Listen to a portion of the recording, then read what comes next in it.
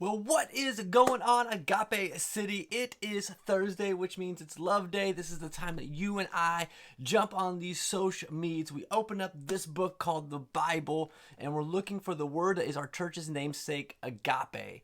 But in the English, that is this four-letter word, love.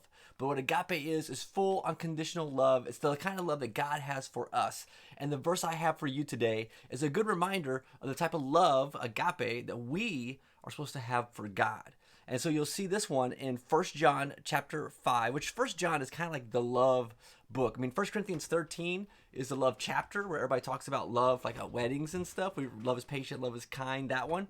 1 John is a whole book about love. And when you get to the last chapter of that book, chapter 5, what you're going to see in verse 3 is John's going to say, hey, if you want to know how you're doing, and not just practicing a religion, but actually having a relationship with God, he says, here's a verse for you to think about. So it's 1 John chapter 5, verse 3, and it says this: in fact, this is love for God.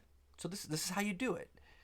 It says, to keep his commands, and his commands are not burdensome. I love that. Because here's the thing, like, there's so many times when people in their faith, they're like, I want to be close to God, but I don't know how. And I think it's like this mystic kind of thing. But actually, the Bible's really kind of clear. Like, if you want to know if you're loving God well, it says, like, well, this is how you know it, by keeping his commands. But then I love the second part, and his commands are not burdensome. If I'm being honest, that last part, that took me a while to believe. When I was young, I knew God wanted me to keep his commands. I knew he wanted me to be celibate until marriage and monogamous in marriage. I knew he wanted me to stay away from substances and from just like, numbing away pain or these type of things. I knew he wanted me to forgive my enemies and be kind to all people and be a peacemaker. I knew he wanted me to honor my father and mother. Like, I knew there were like commands that God wanted me to do. But when I was younger, I honestly thought they were lame. I thought they were boring. I thought they were a burden to do because I wasn't having the fun that everybody else seemed like they were having at the time. But can I say this? Now that I'm a little bit older, and now that I have a family, I have a wife, I have my children, the relationships I have, just like, I see now that all those commands, they were actually guidance towards the best life I could be living on this planet. Like, that's what Jesus says in John 10:10, I came so you have life and life to the full. Like, it was actually guidance on how to live a good life. And it wasn't a burden, honestly. I didn't miss out that much.